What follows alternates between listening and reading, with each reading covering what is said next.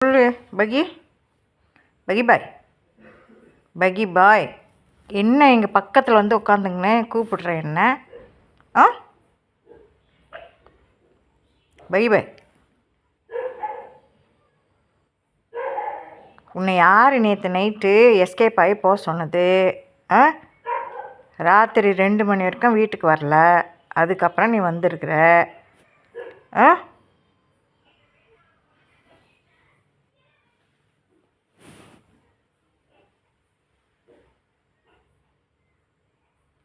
என்ன வேணும் உனக்கு?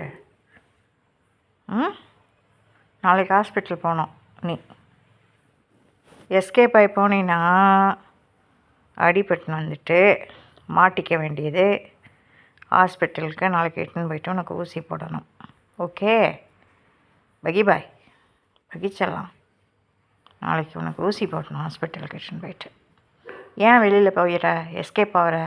ஆ உடனே மேய்ஞ்சிட்டு கொஞ்ச நேரம் மேய்ஞ்சிட்டு வெளியில் வீட்டுக்கு வந்துடணும்ல. வீட்டுக்கு வராமல் டிமிக்கி கொடுத்துட்டு ராத்திரி பூரா நீ வெளியில் எங்கேயோ இருந்திருக்க. இப்போ பார், நாளைக்கு ஹாஸ்பிட்டல் போய் ஊசியெல்லாம் போட வேண்டியிருக்கு உனக்கு. என்ன எங்கே போகிற?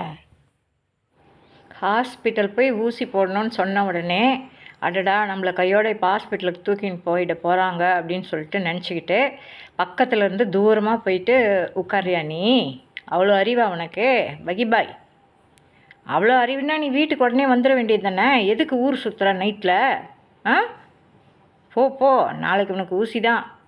டாக்டர் நல்லா மருந்தெல்லாம் வச்சு கட்ட போகிறாங்க உனக்கு. போயிட்டு வா. ம்